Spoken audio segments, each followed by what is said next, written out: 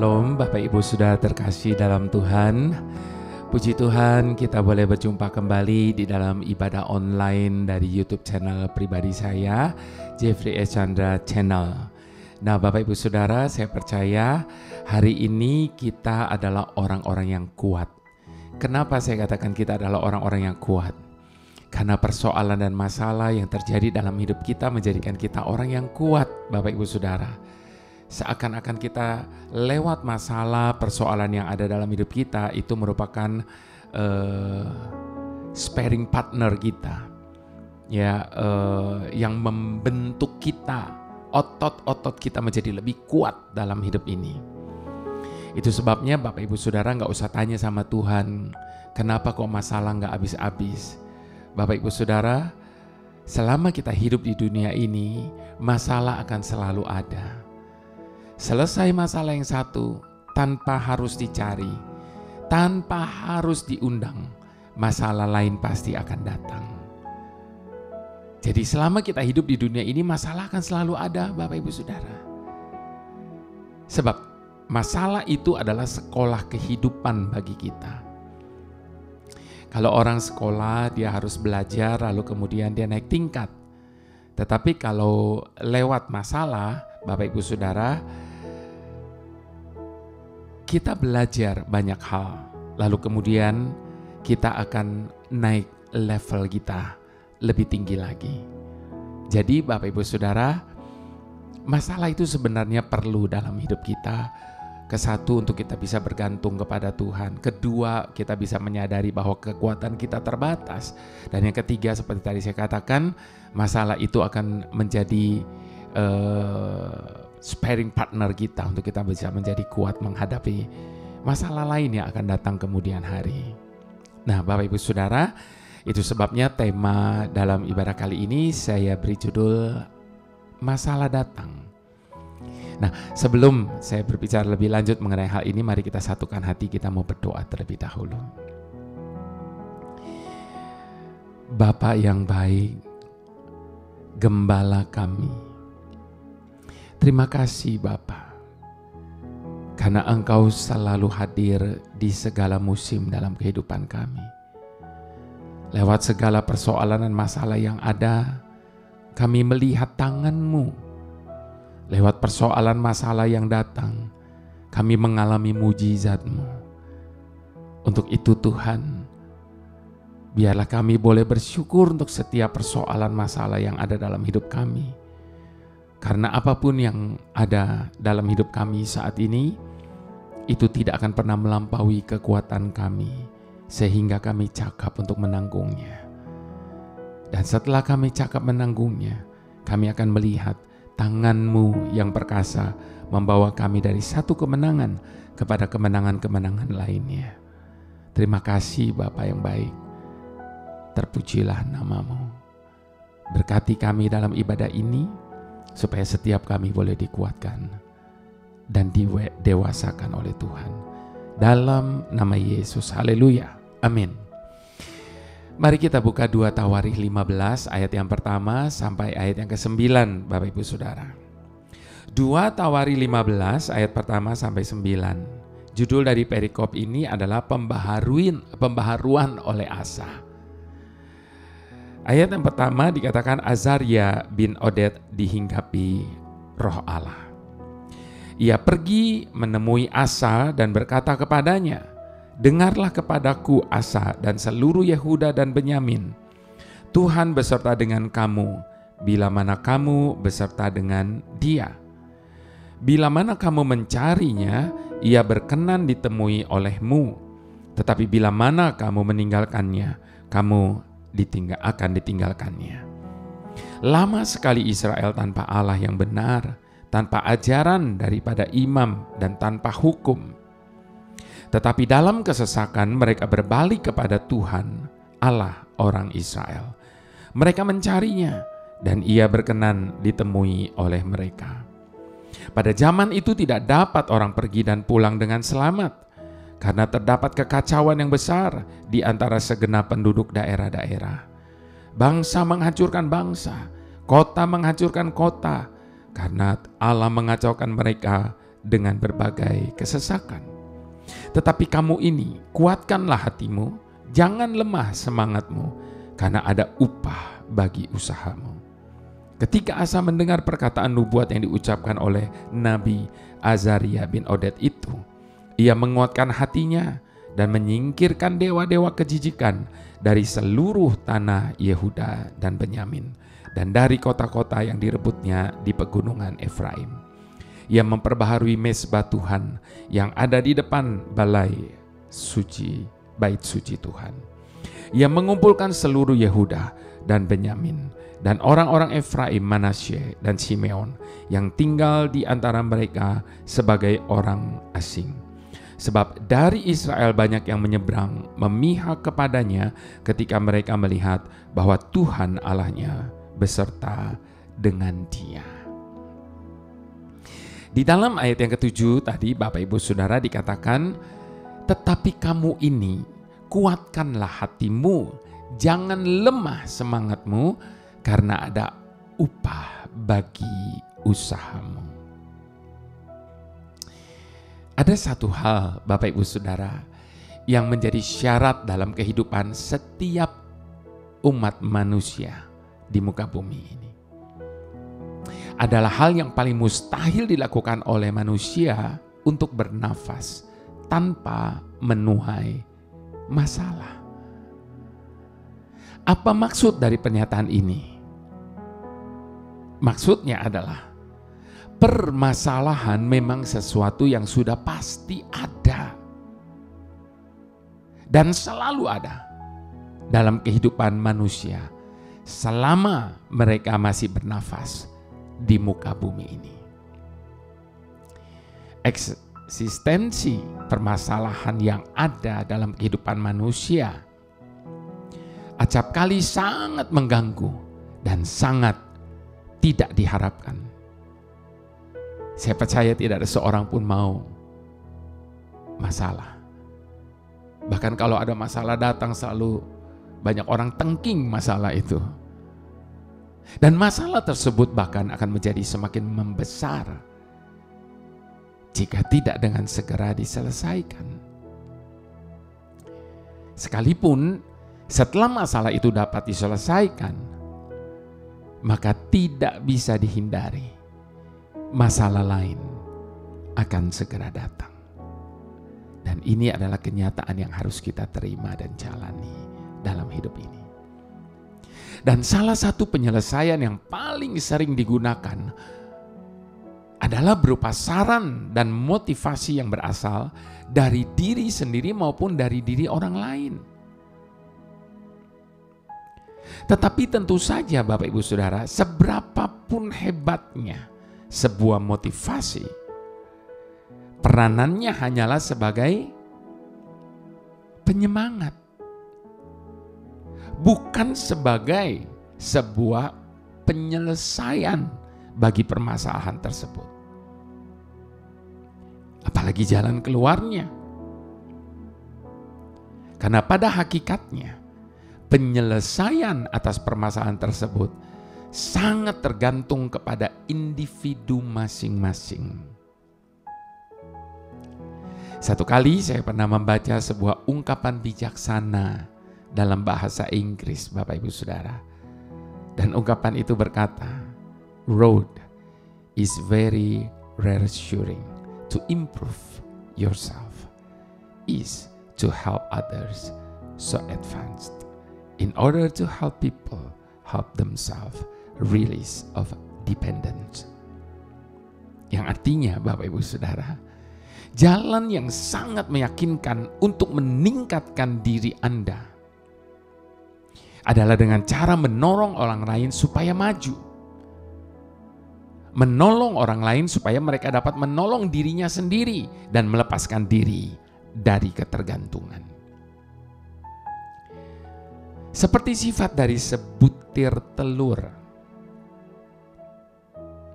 Kulit luarnya keras, sementara isi di dalamnya cair.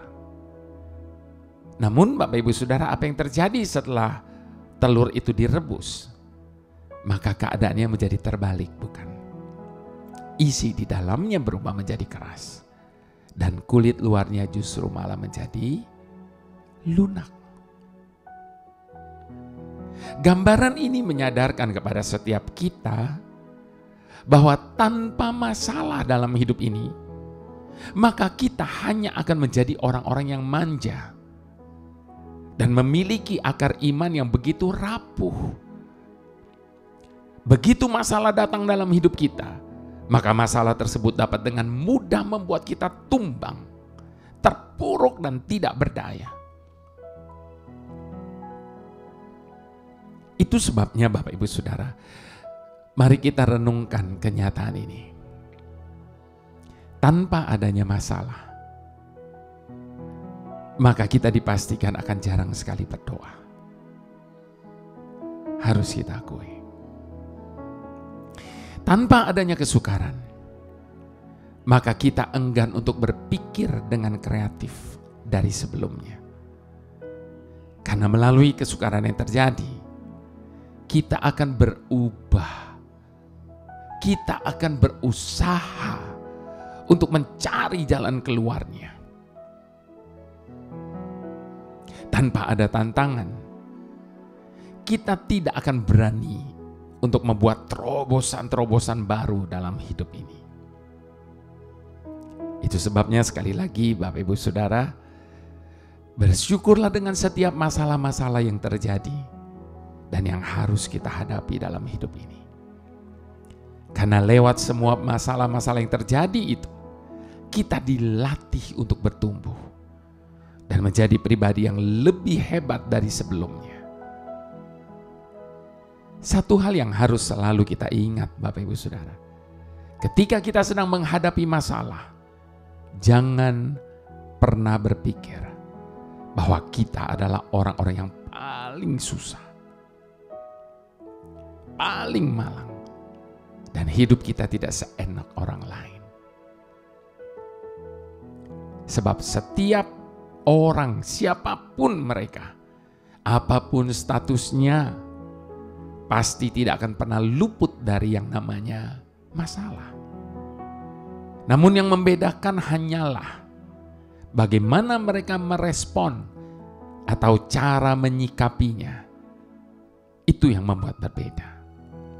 Ada dua kemungkinan yang membuat setiap orang berbeda-beda dalam hal merespon setiap masalah yang datang, Bapak Ibu Saudara. Yang pertama,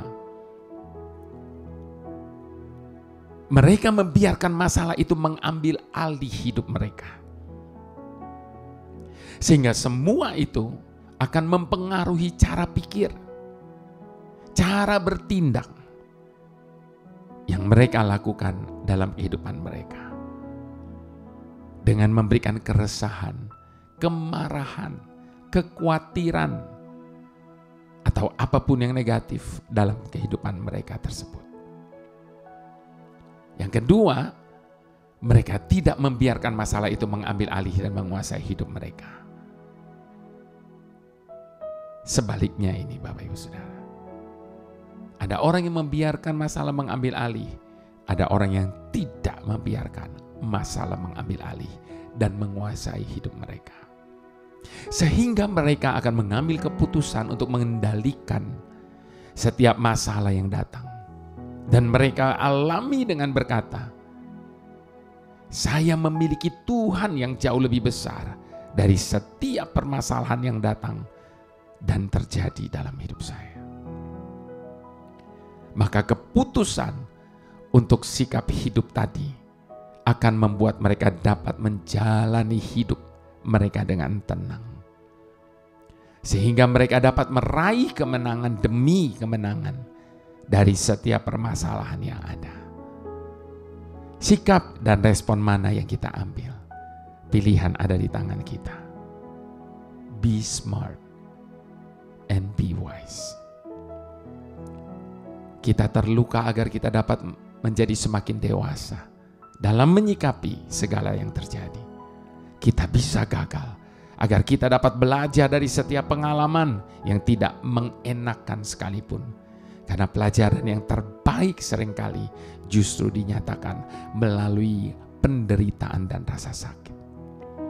Jika kita ingin melihat betapa indahnya sebuah pelangi, maka kita harus terlebih dahulu kuat bertahan dengan derasnya hujan dan badai.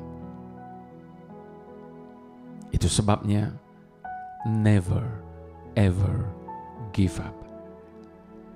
In every beginning, there must be the end. Every problem is a solution. Never give up.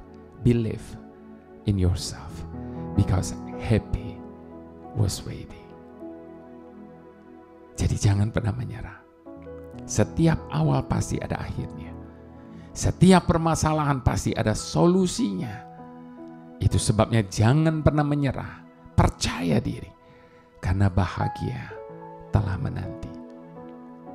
Saya mau menutup dengan satu ayat yang dari Yeremia 18 ayat yang ke-6. Masakan aku tidak dapat bertindak kepadamu seperti tukang periuk ini, hai kaum Israel. Demikianlah firman Tuhan.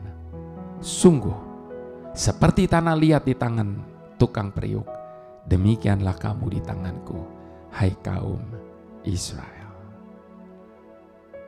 Kalau hari ini tangannya sedang membentuk kita, kita yakin dan percaya pasti ada maksud dan tujuan Tuhan. Dalam segala perkara Tuhan punya rencana yang lebih besar dari semua yang terpikirkan.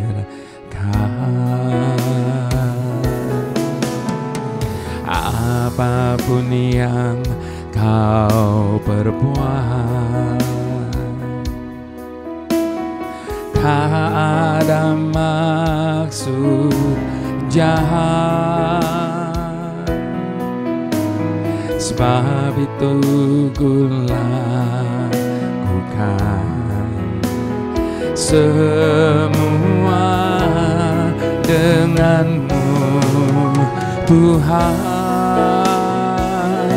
Ku takkan menyerah pada apapun juga, sebelum ku coba semua yang ku bisa, tetapi ku berserah kepada kehendak-Mu.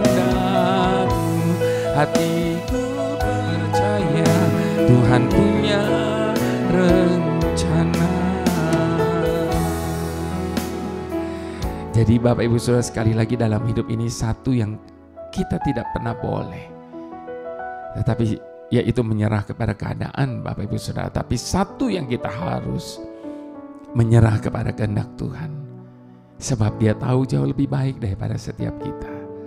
Tidak akan pernah ada terjadi sesuatu dalam hidup kita tanpa alasan. Pasti ada alasan ketika Tuhan izinkan kita mengalami segala sesuatu. Bagian kita adalah bertahan. Jangan pernah menyerah, maka kita akan melihat apa yang Tuhan rencanakan pasti indah pada waktunya. Mari sekali lagi sama-sama kita mau katakan, dalam segala perkara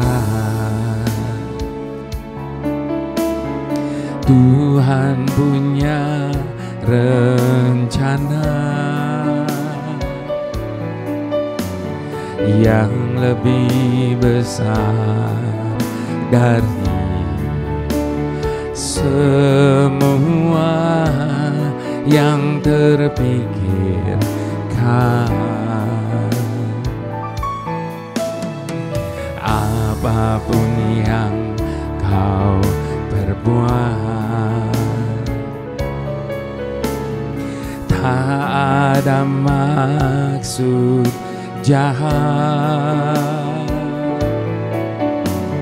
sebab itu ku lakukan semua denganmu, Tuhan.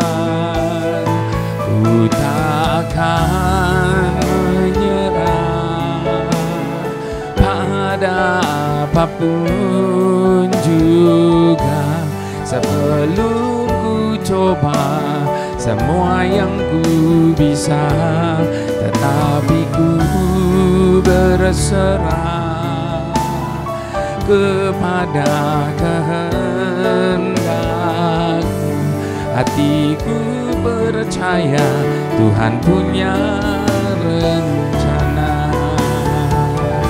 Ku tak akan menyerah pada apapun juga, sebelum ku coba semua yang ku bisa, tetapi ku berserah kepada kehendak-Mu. Hatiku percaya Tuhan punya rencana. Hatiku percaya Tuhan punya rencana. Hatiku percaya Tuhan punya rencana.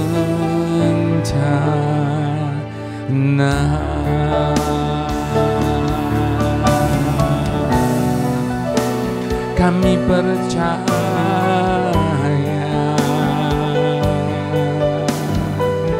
rencana-Mu indah.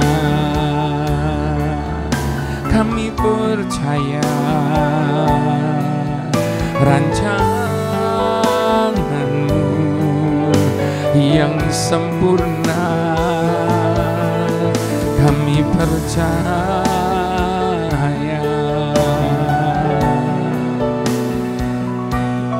kami percaya. Hinaramu ya Rabashani,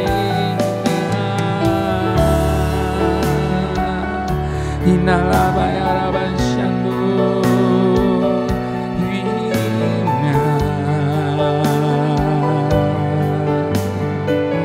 Hinaraba ya Rabashani.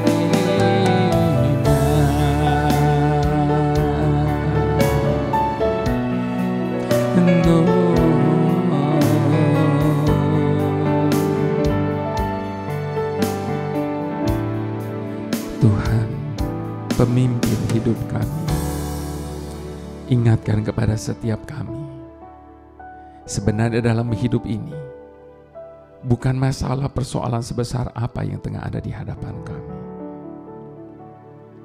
Sadarkan kami bahwa sesungguhnya dalam hidup ini bukan masalah beban seberat apapun yang tengah menekan hidup kami saat ini. Namun yang menjadi masalah dalam hidup ini adalah ada di tangan siapa hidup kami ini.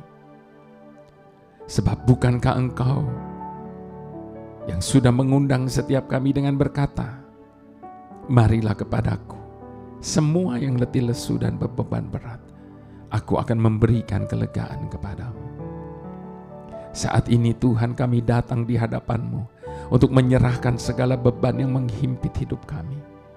Karena kami tahu ketika kami meletakkan semua beban kami di tangan-Mu, maka Engkau akan menyelesaikan segalanya sempurna. Di saat kami sedang berada dalam situasi yang sulit untuk dapat dimengerti, bantu kami untuk tetap mempercayai-Mu tanpa syarat. Di saat kami sedang tidak ada jalan yang terbuka di hadapan kami, bantu kami untuk tetap mempercayai-Mu tanpa syarat. Di saat kami sedang berada dalam kesesakan, tekanan dan kesulitan hidup, bantu kami untuk tetap mempercayai-Mu tanpa syarat. Bahkan di saat kami sedang tidak mempunyai alasan untuk bisa percaya, oleh karena apa yang sedang terjadi, apa yang sedang kami alami, kami tidak akan pernah berhenti percaya. Karena kami yakin tidak akan pernah sekalipun Kau melupakan apalagi meninggalkan kami. Dan sementara kami menghadapi semuanya ini, Engkau tidak akan pernah berhenti bekerja, mengubah segalanya menjadi kebaikan bagi setiap kami. Sebab hidup kami ini hanya karena percaya. Bantu kami saat ini ya Tuhan. Ketika saat kami menyerahkan beban kepadamu, kami tidak akan mengambilnya lagi darimu. Terima kasih Tuhan atas jaminan-Mu bahwa kami boleh tinggal dengan aman dan penuh kelegaan ketika kami bersama-Mu. Haleluya. Mari Bapak Ibu Saudara yang dicintai Tuhan, dengan segala hormat kita mau angkat kedua tangan kita di hadapan Tuhan untuk menerima berkat yang daripada Bapa Surgawi. Di dalam putranya yang tunggal Tuhan Yesus Kristus, dan di dalam persekutuan dengan Roh Kudus yang akan senantiasa menyertai kita sampai kesudahan zaman. Mari semua kita yang diberkati sama-sama kita mau katakan amin.